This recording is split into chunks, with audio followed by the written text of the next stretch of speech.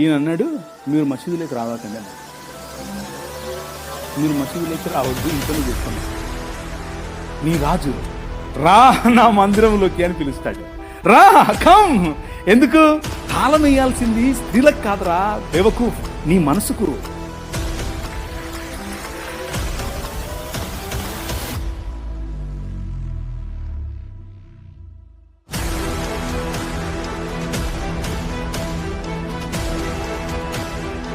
మనిషిని హిందువుగా చూడద్దు, ముస్లింగా చూడద్దు, క్రైస్తవుడిగా చూడద్దు, బౌద్ధుడిగా చూడద్దు. మనిషిని మనిషిగా చూడద్దు. మతం తట్టుకోలేదు, బట్టలు చింపేసుకుంటది. నిజంగానే అంటే ప్రభువైన యేసుక్రీస్తుని చంపింది ఎవరు అంటే మతమే.